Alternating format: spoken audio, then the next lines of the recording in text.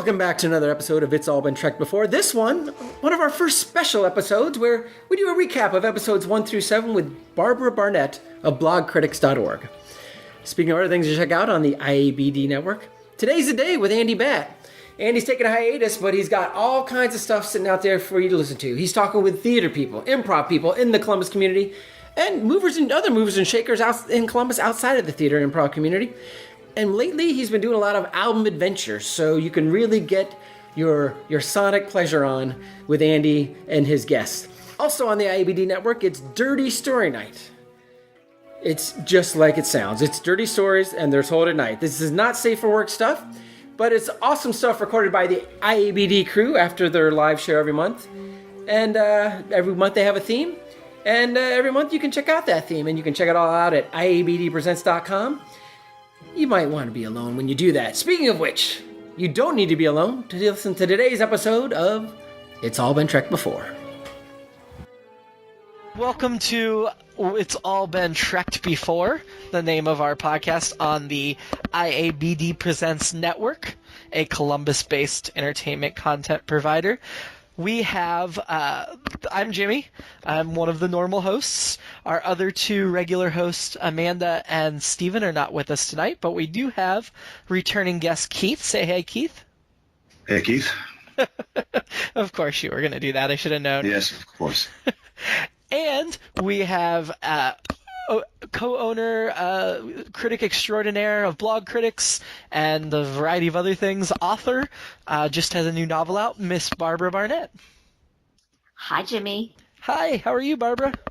I am good. I am awesome. It feels like the middle of summer here in Chicago. 80-some degrees today. I know, right?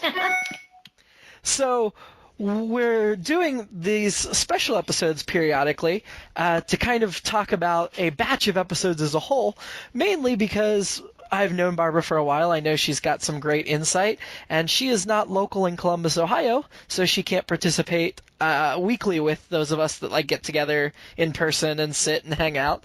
So we thought we'd do kind of these overview episodes to give her a chance to weigh in and get her opinion on record as well. This first one, we have already reviewed 7 episodes of the original series. Cool. So, Barbara, what is your Star Trek background, and what did you think of these episodes? So I am really old. And I started watching Star Trek when it first aired back in the olden days on a black and white TV. And I was like 10 when it came on. And got hooked into it by my mom. And so I was an original watcher, and we didn't have, there was no DVRs back then, no VCRs, but that's my Trek background. I watched the first episode, and the first episode was not The Cage. The first episode was The Man Trap. Mm-hmm. And I liked it, but I wasn't like, okay, fine, this is sci-fi. Which is cool because I was always stealing my brother's analogs and Galaxy magazines. And then I think I got really hooked on it when I saw The Naked Time. Maybe it was Charlie X. Because I thought it was a really cool episode. But The Naked Time made me a complete 10-year-old full-on crush of Mr. Spock. Just like everybody else, right? And then I watched the series again when it came on. It used to come on like when I was in high school. Mm-hmm. It came on after school every day. So then I watched it in color. Do you remember specifically these episodes we were just talking about? Yeah, definitely. So you said when we started this call, before we started recording, you had just watched The Cage for the very first time? I did this afternoon on Netflix. And what did you think? So it was interesting. Although I think I may not be right. I think I may have seen it because I do remember Jeffrey Hunter, seeing Jeffrey Hunter, not all burnt up and in that box like he was in the Menagerie. That wasn't actually Jeffrey Hunter, though, in the Menagerie, was it? I know. No, I don't think so. Yeah. Because he only signed like a 6-month deal with the producers. Was it Desilu or whoever produced it? Mm-hmm. But so I maybe I did see it since then. But it was good. I mean, I always get spooked out by those big-headed aliens. Aphasians, I think they were. They always reminded me of, like, the Outer Limits aliens. Well, they were Telosians for that first episode, The Cage. Telosians, yes. Right? The Aphasians were somebody else. So many aliens to keep track of. So many aliens. But I liked it. I liked the fact that, number one, was Majel Barrett, of course, and that idea of a number one kind of stuck, even though Spock ended up being the first officer, which he was not in The Cage. Correct. But it looked just so. The thing about The Cage, and tell me if I'm talking too long, but the thing that I really noticed about The Cage was how cheesy the graphics were, how much like Flash Gordon graphics it was. I mean, it was really cheesy stuff. And how Spock looked, which was vastly different than he eventually looked, how he talked, which was, again, he was not. So in one way, in The Cage, Spock is a real automaton.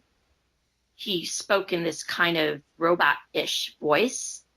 But on the other hand, he had this sort of, when they were down on the planet, he had this sort of delight and appreciation for there were these weird blue flowers that sang.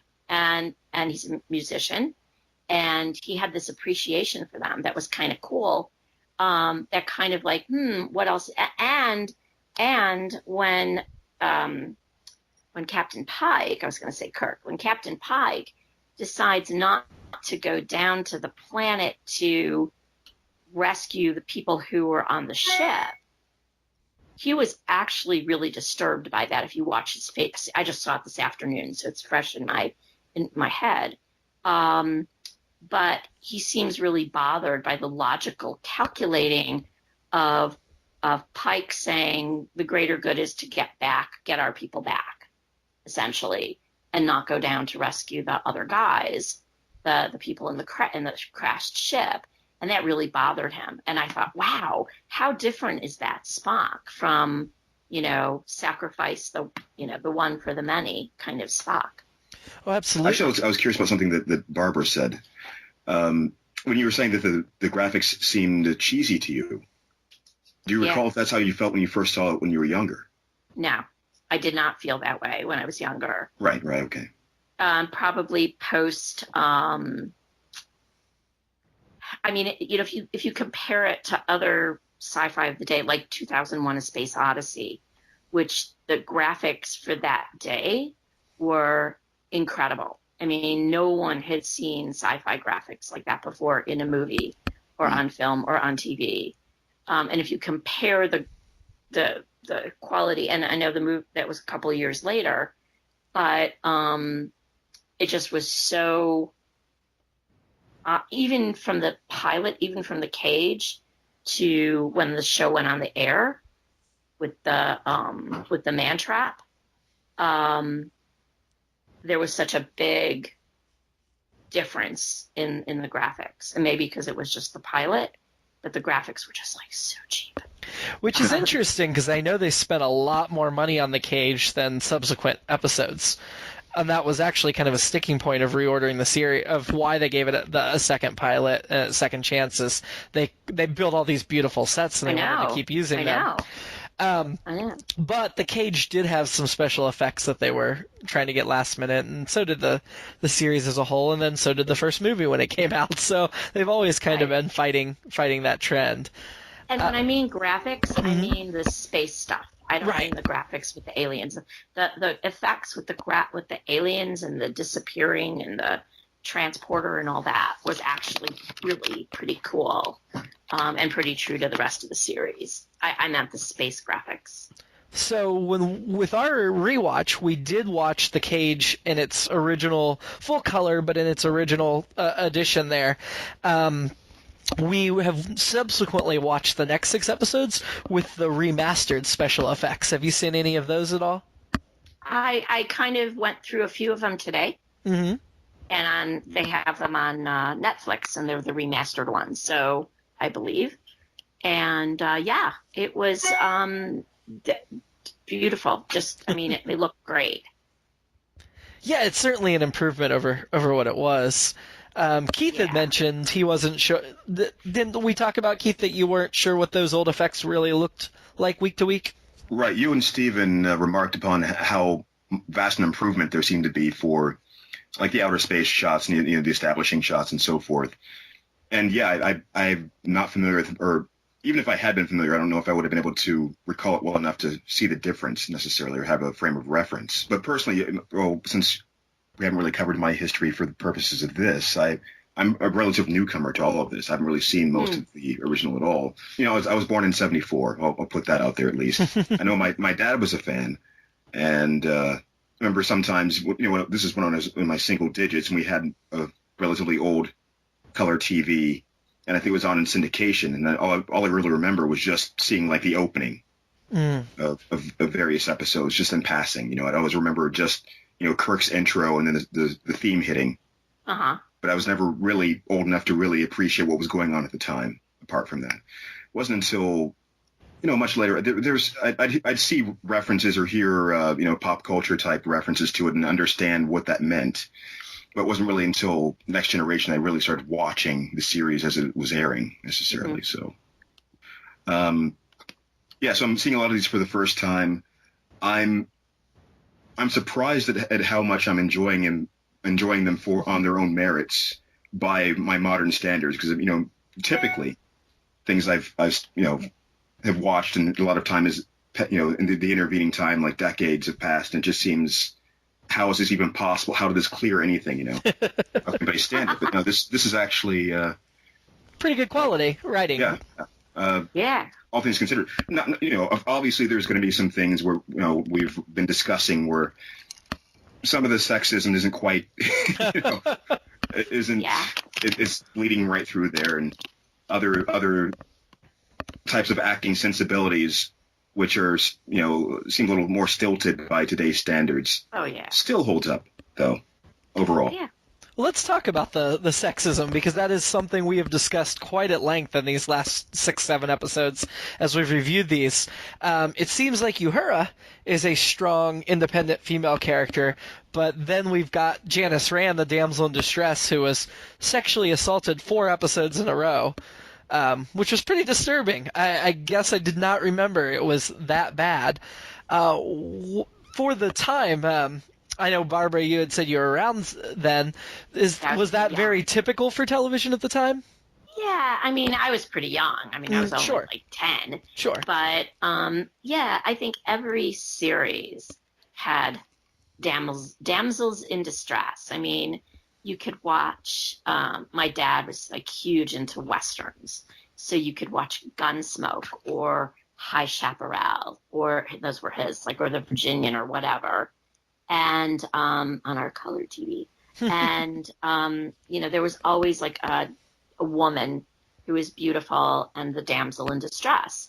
And I mean, my other favorite show when I was a kid, even earlier than that, was The Man from U.N.C.L.E. And every single week there was a damsel in distress who was always in danger from some bad guy, sometimes bad woman. But the sexism, I mean, if you think, you guys, have you watched Mad Men? Oh, yeah. Yeah, that's the whole thing. Right. I mean, and you know how women were sort of portrayed, and when, moms were stay-at-home moms. They didn't do anything. I mean, the sexism was just there. It was just part of the fabric of 1960s TV until 1968 or so, when, women were burning maybe it was 1970, burning their bras, and Gloria Steinem and all that other stuff, and Women's Lib. And again, I was still, pretty young. But yeah, I mean, I think that's really pretty common. Beautiful women, Janice Rand, gorgeous woman with the beehive. I loved her hairdo, beehive hairdo. But you also had strong women. I mean, if you think about the episode Man Trap, which was the woman, it was McCoy's former lover. She's a scientist. I mean, there had women scientists all over the place in that show. It would have been very unusual for the time. Yeah, I kind of felt like that's how they balanced it, was that they were able to have Uhura because they had Janice Rand. Yes. Yeah. You kind of got me thinking about getting a little distracted since you started talking about Mad Men. You got me thinking about the contrast, which is kind of funny to me now that I think about it. If you frame it in those terms, the rhythm of an episode of Mad Men is pitched from, shot from our modern sensibilities looking back at something. Yeah. And so there's sort of a rhythm to how they would portray sexism. It's more of like it's being geared toward the audience to say, hey, look at how stupid they are here, or look how they're Right. pause for effect, pause for audience reaction of like, oh god, that's awful. And Star Trek kind of overlaps in the other direction as far as like they're just offhandedly still portraying the damsels in distress, and the birds and the bees talk with Charlie X trying to explain to him how things just aren't done that way with women and so forth. Right. And I think also that was one of the ways, I mean, those women were avatars for the women who loved that show. Even though, yes, they were sexual, they were absolutely sex objects. They were absolutely objectified.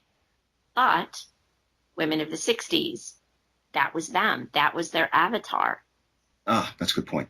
The innocent, the innocent woman. Or the really smart woman. I thought Uhura was like the most amazing character ever. Oh, yeah, right from the beginning. I mean, she never goes into that damsel category as much as the other women on the show do. Or Nurse Chappelle. You're right. We've only seen her in one episode so far, but she did not act the damsel. Well, I guess that episode it was just her lusting over Spock, but that was, who doesn't at that point? Yeah. Right, but how important does she become, right? Sure. Later on in the series. Mm-hmm. And she's number one in the pilot. In the original, pilot. the unaired pilot. That wasn't aired until many years later. Correct. Yeah. So, but that's my thought on the sexism Sure. thing. Now, we've kind of talked about Uhura, and something that strikes me in these early episodes is I watched most of the original series when I was maybe teenager. I haven't watched all of season 3, but I've definitely watched the first 2 seasons. And I don't remember the supporting characters having a lot to do. It's mainly Kirk, Spock, and McCoy. And what strikes me about these first 7 episodes we viewed is Sulu has a lot to do. Scotty gets stuff to do. Uhura gets things to do. Rand gets things to do. The supporting characters were really well developed at the beginning, and that kind of went away as time went on. They became the guy with the red shirt from Galaxy Quest,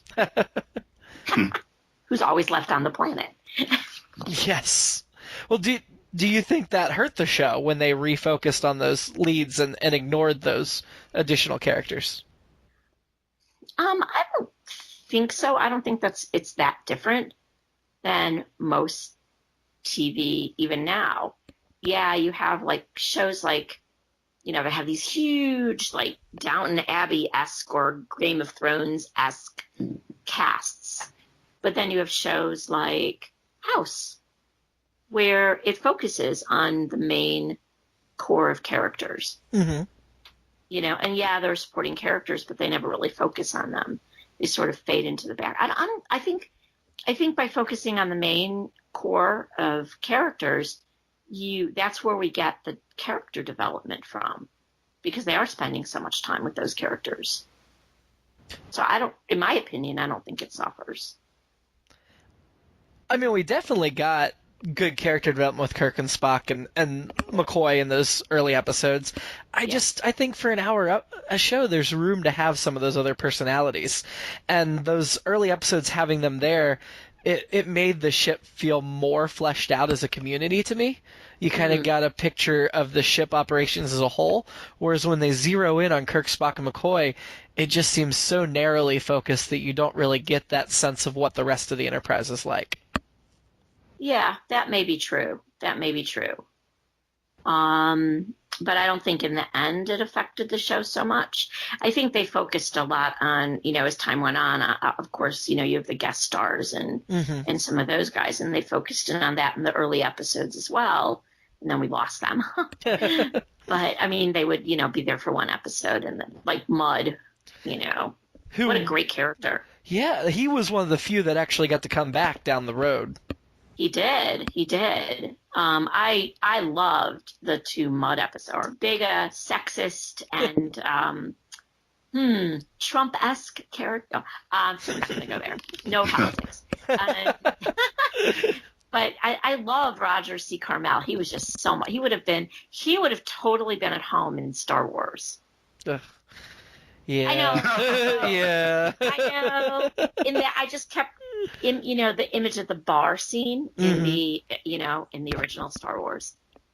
Oh yeah, I mean he was the last episode we reviewed was Mud's Women, and as despicable as that character is, you just love that performance. That guy is so entertaining. So over the top, so funny. And they did that from time to time. I mean, their episodes tended to be generally pretty serious. Mm-hmm. But then they'd come in with one of these lighter episodes, like the ones with Mud, like The Trouble with Tribbles, which still stands as probably you want to hear what my favorite 3 episodes of the whole series are? Sure. The Trouble with Tribbles, Naked Time, and This Side of Paradise. Interesting. We'll definitely talk more about Trouble with Tribbles and the Side of Paradise later in this podcast. But because the Naked Time is in this first grouping, I'm wondering what makes that a favorite for you. There's such an emotion. There's so many emotional beats to it, and you really get beneath the characters. You just you strip away who they want you to think they are, and really get underneath the skin. No, I don't disagree. It's a great episode. We've kind of been keeping a running ranking as we've gone along. That as a group we've decided this is how they should be ranked. And right now we have The Cage is number 1, Where No Man Has Gone Before is number 2, and then The Naked Time is number 3. So right below the two pilots, we've decided as a group that we have liked The Naked Time best after the pilots. It's a great episode, and really, really, really early on, it allows us to see who these characters are. And especially, and again, because I'm like a total Spock person, I love Spock. I love Spock in the reboot movies. I think that I think they really nailed it.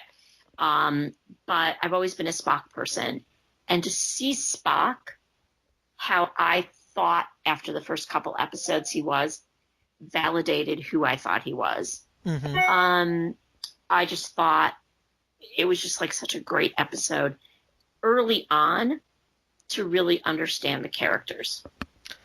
Yeah, I agree. And part of what I like about it, and this kind of goes back to what we were talking about just a few minutes ago, is we get some of those other characters besides Kirk and Spock. I mean, we get Spock for sure, but we get Sulu, and we get I think it's Riley that's singing on the intercom, and we get some of those other characters as well that kind of flesh out that crew. Definitely. What do you think, Keith? Was the Naked Time one that you rank up there? I think that, I think it was good for most of the reasons you were saying, like a good showcase for the range of the performers, etc. Just trying to think through some of the other things. I think I ended up liking Charlie X more than the rest of you for some reason. Or rather, maybe Charlie's performance in it, I thought was a little bit more authentic than...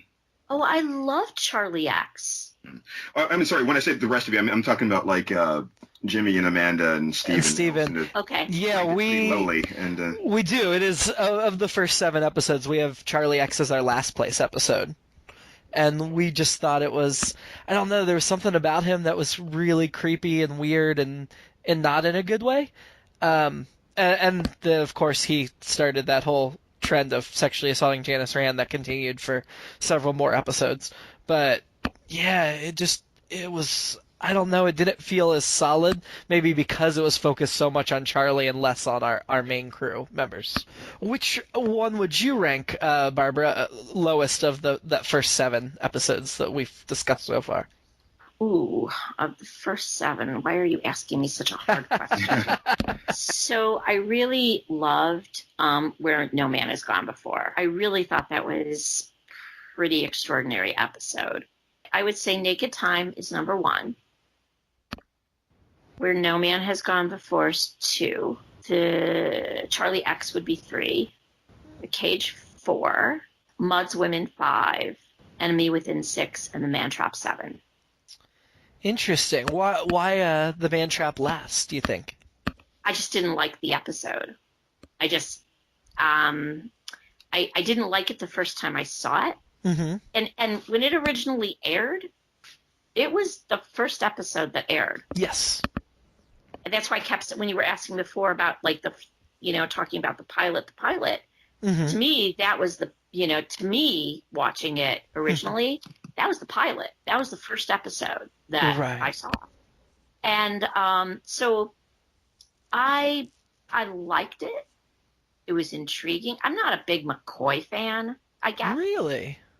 Yeah, I've never been a big, maybe because he's like always like, lambasting my poor Spock. No.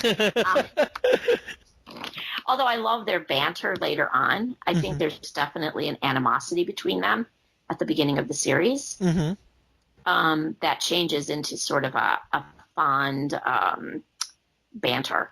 I mean, later in the mission, they definitely have the mutual respect, and I know in the later movies we find out that Spock and McCoy hang out a lot without Kirk, even more so than they hang out with Kirk. Yes. Which I always thought was really interesting, considering the banter that goes back and forth, especially in these early days. It does seem kind of rough. Yeah, it does, and maybe that's why I didn't like it. I didn't care for I would have liked to have seen for the first episode it not be a McCoy-centered episode, I guess. I think the reason they chose to air that first instead of the pilot, because the complaint of The Cage was it was too cerebral. And the network also thought Where No Man Has Gone Before was pretty cerebral, whereas The Man Trap was more of a Monster of the Week, more straightforward episode. Right. And I've always liked the Monster of the Week stuff less, no matter, or the Disease of the Week. Going back to House. Yeah. I've never, or to X-Files, the Monster of the Week. I've never liked those as well as I've liked the more this is the narrative of the series. Mm-hmm. And Where No Man Has Gone Before, I thought was a really excellent introduction to the series. Oh, absolutely, and I think most fans of the show would agree with you. That just shows you how networks were thinking back in 1966. They still think that way. They think, do. Yeah. The broadcast networks, and that's why they're dying. True. They do occasionally come up with there's one or two that I'm watching. Oh, absolutely. But, yeah, you're right. I mean, I just upped a subscription to Hulu so I could watch Chance. I just watched the pilot of that right before I called in for review, and I thought it was a very good, very dark show. I'm looking forward to watching it. I haven't seen any of the episodes yet, but that's really good. There's a few that I've been watching this season, and that's I did not have a Hulu subscription, I have to say, but I have Showtime and HBO and Netflix and everyone, and Amazon, but it was like Hulu I didn't have anyway. But yeah, so I think Where No Man Has Gone Before was just a great science fiction episode. Mm-hmm. No, absolutely. Well, as I said before, these are all the first time I'm seeing them, so I'm still kind of absorbing them. It's hard for me to rank necessarily.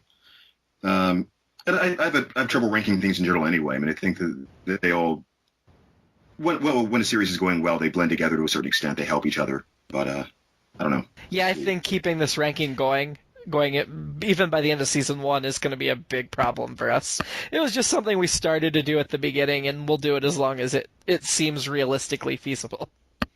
I am curious about your take of The Enemy Within, because we all had a lot of opinions on how Shatner played the two Kirks. Well, I think Shatner can't act. So, and I thought that when I was 10 years old, and my opinion hasn't changed. I interviewed him like a few years ago. Mm-hmm. He's like exactly like that in real life. I was like, really? And I had a chance to meet him at Comic-Con this year, briefly, with all the Star Trek hoopla going on.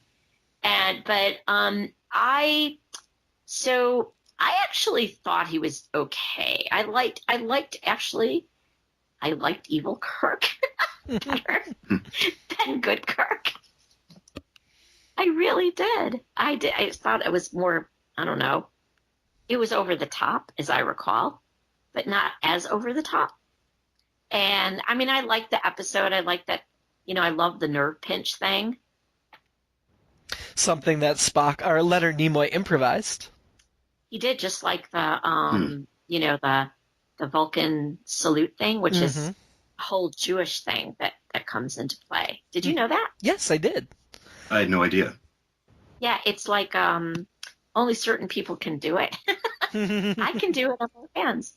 But Leonard Nimoy is Jewish, and he is from, there are like all these groups. There's the like Kohanim, which were like the high priests in the time of the Bible, and there's the Levites and the rest of the Jews, and he was like of that Kohanim, and if you're a Kohen, you would know it even today, believe it or not. And so that's like if you look at pictures of the priestly blessing from Jewish history, it looks just like that. It is that. And he explained it that way from having experienced that with his father and grandfather. So that's where that comes from. And I also interviewed Gene Roddenberry's son. Yeah, Rod Roddenberry. Yeah, I interviewed him as well, about his dad and Roddenberry's vision for the series. And by the way, that idea, I can't remember the acronym. As I said, my brain is all fuzzy since July, but the whole diversity, like the infinite diversity and infinite combinations. Yeah. So we talked about that in my interview with him, and we talked about IDIC, and that was really, he said, what the entire series was about. Oh, absolutely. And then I used that. So actually, I used that in all my other interviews that I did about Star Trek all weekend, it really, what he said and remembering IDIC really informed everything else that I did all during Comic-Con. It was just had such a huge effect, and I remembered that. So that's to me, that's Star Trek. That's what makes Star Trek brilliant. Yeah, we've actually talked about several times, even in these first few episodes, where we'll see a storyline where Kirk gets to a point where anybody with modern sensibilities would have taken that vindictive step or held somebody accountable, arrested them, brought them in. But it seems like Kirk, Captain Kirk especially, because he's at the center, has this enlightened futuristic sensibility of being able to let things go and being able to put himself in their shoes and understand the alien race or guest star, whoever, for who they are, and not just dismiss them because they don't do what we would expect them to do. Well, what I loved about the cage was that ultimately the aliens, and we thought of the aliens all through that entire episode, right? Was that, oh God, what are they doing to this poor woman, and what are they doing to Pike, and what do they do? What horrible people. But in the end, they weren't. They were actually had altruistic motives. So I really loved that was like the end game, was that these were not horrible aliens. These were just aliens who thought differently than we did. That was pretty. I think we found it amusing at the time, if I recall, anyway. Just the way it resolved, as far as them just having to say, "All right, what we give up." Just right. Humans, go ahead and just destroy yourselves. That's what you want. Bye. Right. I don't know. Maybe I'm not sure if they being the writers intended there to be a useful message there, but hopefully people could have taken that to heart. That maybe if you give people a chance to prove their motives to you, maybe there's something potentially beneficial for you. Exactly. Yes, absolutely. Absolutely. And I think what they ended up doing for Vina was really it was for her benefit. They cared for her. And I think that really leads to the menagerie. That really informs the menagerie, as I recall. Yeah, absolutely. The menagerie is more or less a sequel to The Cage, even though it was really just a way to reuse old footage so they could, save some time and budget. But story-wise, it worked out really, really well, which we'll talk more about in the next batch of episodes, because that one's coming up on our list here pretty soon. But yeah, The Cage itself is a beautiful piece of science fiction. So, yes. Getting back to your earlier question of which ones I didn't like as well, I think my preferences were remarkably similar to Barbara's when she was going down through them. I think toward the bottom would be for me would also be the Man Trap and Mudd's Women. And I think it's also because of just beyond it being the monster of the week thing, it feels a little hackneyed at this point. The femme fatale thing that they do it, and the way they do it, kind of just, I don't know, the whole ductive trap that the men are falling into and just becoming uncontrollably irrational amongst themselves, etc. So, I'll take also by comparison the Charlie X and Where No Man Has Gone Before. As I'm thinking about it, it's kind of interesting they went that large that quickly as far as exploring right. the motives. It's like they went past ordinary monster type aliens that someone might have some sort of hand-to-hand combat with, and then it feels like something you need to build up to so people can get like a baseline first before just jumping right ahead to godlike beings and trying to dissect their motives about things, which I really enjoy that sort of thing in general. And it was well done, of course, but I think it would have helped if the crew had been better established before trying to tackle something like that. Well, and they did it multiple times in these first few episodes, which is interesting. Star Trek does repeat itself from time to time, but to have two so close with godlike beings, even though they were different stories, does seem a little odd. So yeah, they're already repeating themselves fairly quickly with these thematic occurrences. But as I said, it just seems like they run the risk of overshadowing all the other future episodes by comparison that way, but we'll see. Well, you already know, I'm sure, so. As you discover these on your own. Yeah, so you mentioned a little bit what it's like watching these for the first time, Keith, but what was your impression before you watched any of them of what Star Trek was? Well, even with the movies, I hadn't really been paying that close of attention until like the much later ones. I think I'd seen, in passing, the first three, with Wrath of Khan and Search for Spock, etc. Without having the background of having watched the original series to really inform my impression of that. Then even it's kind of strange, kind of going backwards in that way. But what I was more familiar with were the caricatures coming into this, which is why I think I mentioned, well, what you were, I kind of wanted to chime in when you were saying that Shatner's can't act, etc. I've been hearing that opinion for most of my life. So, and seeing the caricatures and even seeing some of his later performances when he's older, yeah, I can kind of see that sort of thing coming through. But I've been impressed with how he's been carrying himself these in the early episodes so far. I mean, I know that people tend to either love or hate Shatner. I actually really enjoy his performances in this and in other work, in Boston Legal, when he basically was sort of a joke of himself. Denny Crane. But I don't know. There's just something about it that, yeah, I know he's an asshole, but I don't know. I enjoy it. No, I've to be sure, I have been enjoying it so far. As I said, I've been impressed. Whether or not that has anything to do with my expectations haven't been lowered coming into it, I don't know. But I mean, he's been doing a very good job of conveying that what I think people needed to see back then, the everyman cool character. Yeah. The worldly sort of ladies' man, very calm and self-assured. Yeah. At least up to a point so far. As I'm saying so far, I haven't really gotten to the other stuff. So I know that as I've said on a number of occasions about just television shows in general, they tend to suffer from the subsequent seasons when the actors have had a chance to go back and actually kind of see themselves, and they start to cannibalize their own performances and start to become sort of caricatures of themselves. Mm-hmm. I think that's kind of what ends up happening is the further it goes along. But, yeah, I don't know. Sometimes, not always. Sometimes the characters they really get an understanding of their characters as time goes on. And like Nimoy.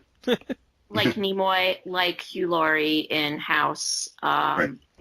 like John Hamm in Mad Men. I mean, as time goes on, you actually see them really understanding the character and conveying that in subtle ways.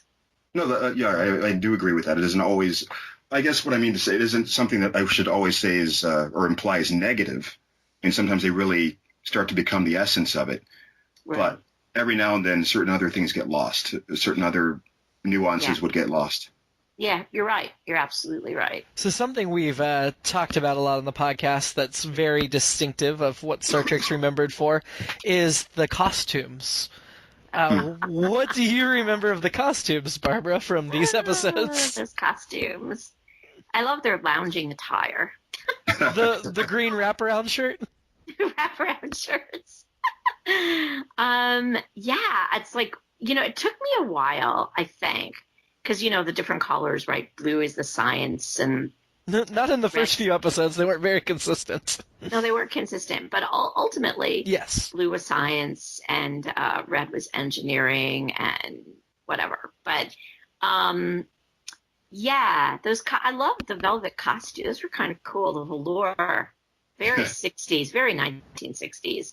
And the very, very, very, very, very, very short skirts that the women wore were. Now you have to understand, in the mid 60s, like the late 60s, that was like the heyday of the mini skirt. Something strange just occurred to me that I don't know. This hadn't occurred to me before when I was thinking about the mini skirt thing during our viewings of this.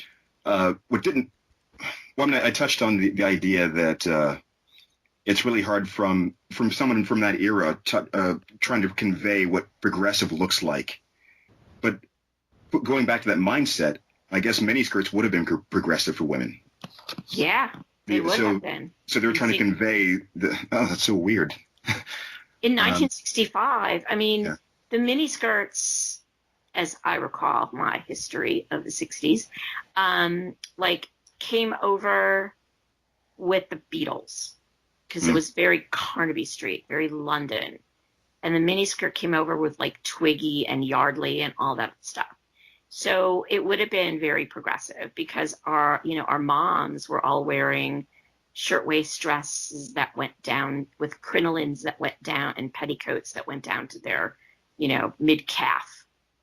And young folks were wearing really short skirts, young girls. And they would even measure. You went to school and, it has to be as long as your middle finger or else you had to go home kind of thing. I swear, it was like, yeah. And if and again, I was younger than that would have been for me. But yeah, skirts were That would have been really, really progressive then. Uhura would have been sent home. Yes. So what's blowing my mind then is how things go in cycles like that, in the sense that we see this now as being an objectification, which it is to some extent, but it's also empowering because they're self-objectifying or something. I don't know, just that vicious cycle of things. Yeah, and they were working women. I mean, working women in the middle 60s was quite a thing. I mean, women didn't unless they had to, they didn't really work. White women, anyway. Middle class women didn't work. They stayed at home, and they got involved in the PTA, like my mom did. And they were working women. Even Janice Rand, she was pretty assertive. She was no shrinking violet. No, but she just the men just were not, did not treat her very well. But yeah, no, she was out there. She was doing the work. She was doing a job. Yeah, she was. And obviously Uhura and other scientists. There were other scientists aboard. There were other yeomen aboard, other officers aboard.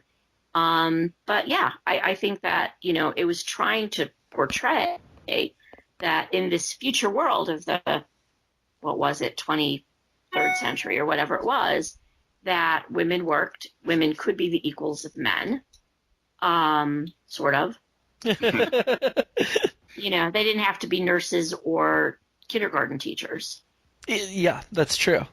And to be fair, while most of the objectifying did happen towards the women, they did objectify Shatner quite a bit as well. And granted, he was the one pushing for it, but... And Sulu, but Shatner was always ripping a shirt or showing off the V-neck, or in that one episode we watched, we all got full display of his package in the gym there. That's true. That's very true. You're right. I didn't remember that. I was too young to remember stuff like that. Oh, we were all very much like, oh, you can see every little bit of that. What's in his pants? I need to go back and watch. That I didn't catch, but I was thinking more about the sword play in the Naked Time. Yeah, Naked Time. Yes. Yeah, there was that. But yeah, I think the other thing that I think that was very progressive about it is it predicted a co-ed military. Right?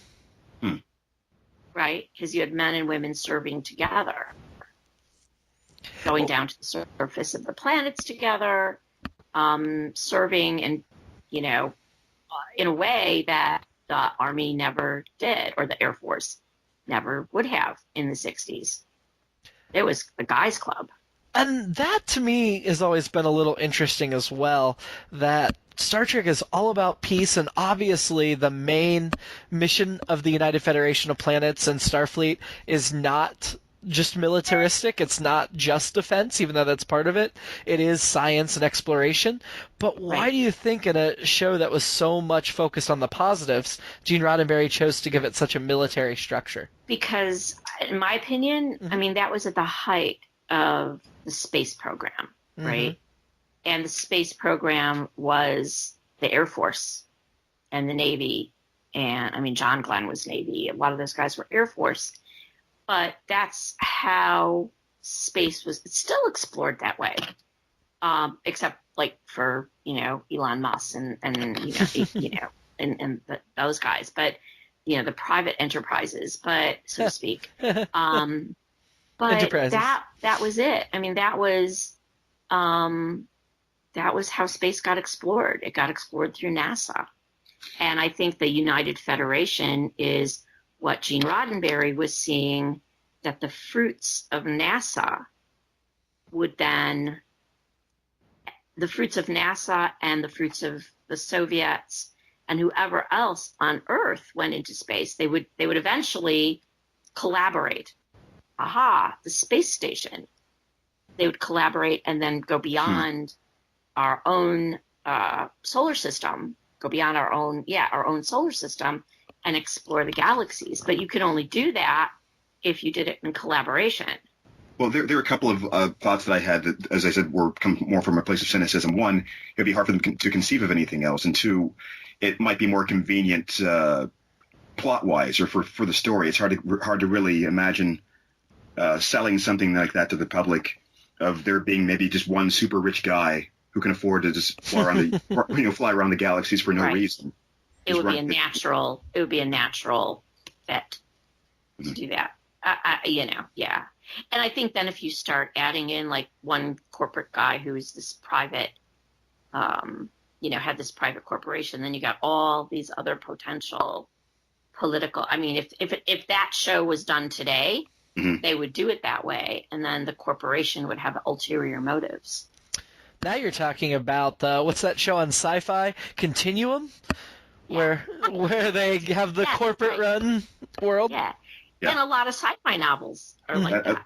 That was one of my favorite shows for a while. Actually, there's quite a few shows in sci-fi that I really like right now, but that's neither here nor there. But, yeah. I mean, a lot of the cyberpunk stuff predicted that model of corporate autocracy. What's the word I'm looking for? I don't know. Some sort of sovereignty, perhaps. Right, like an oligarchical system or a technocratic system. Yeah. All the technocrats in charge of everything. Which Star Trek was more democratized. Yes. Yeah. And the other thing, too, it's in the middle of the Cold War. And that wasn't the only show that did it. Man from U.N.C.L.E. also presupposed a collaboration between the Soviet Union and the U.S. to get the bad guys. And isn't that interesting? While we're fighting this horrible war, boys are dying, and how do you use the military for peace? And that was Roddenberry is using, and in my conversation with Rod Roddenberry, that actually came up as well, as this was the height of the Vietnam War, and how do you comment on that in a way that would be acceptable to the networks? Yeah, which is what Star Trek excelled at doing, is commenting on those things that weren't acceptable, but just hiding it in science fiction. Exactly what Roddenberry had in mind. It's another really good point. I mean, it's they'll probably use a military structure because that would be useful for what he's trying to accomplish more than anything else. So this has been a wonderful conversation. Thank you very much. Any final thoughts on these first 7 episodes? This was fun. They're great episodes. It was fun kind of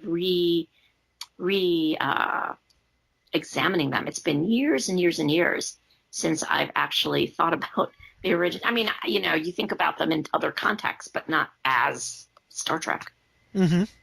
But yeah, lots of fun. Yeah, I agree. And we got some good insight here. Thank you very much for joining us, Barbara. And we'll look forward to talking to you again here in a couple of months when we finish another batch. So we'll end for tonight, but we'll talk to you again here real soon. Great. Thanks so much for having me on. Well, thank you. Can you still hear me? Yes, I can. Oh, gotcha. Barbara, I wanted to say on the show so badly, what would you name Rod for his middle name? If you're Gene, then. If it's Rod Roddenberry, would you go like Rod Nathan? So it's Rod in Roddenberry, or Rod Berry Roddenberry? I wonder what his. Now I'm going to look him up on Wikipedia real quick. His name is actually Eugene Wesley Roddenberry Jr. So he is. They just called him Rod. His nickname was Rod, but he was named after his father, Eugene Roddenberry. Bah. Okay. I'm sorry. Well, that makes more sense. That just ruins everything for you, doesn't it? It's much funnier to think that his father actually said, "I'm going to call him Rod." That would have been really fun. Yeah, no. And there's like a little comic online that he's involved in that's Rod and Barry. It's these little purple things, aliens, I don't know. Yeah, it's weird. And I am very glad I did not hit stop on the recording, so I have you talking about that now. Ah!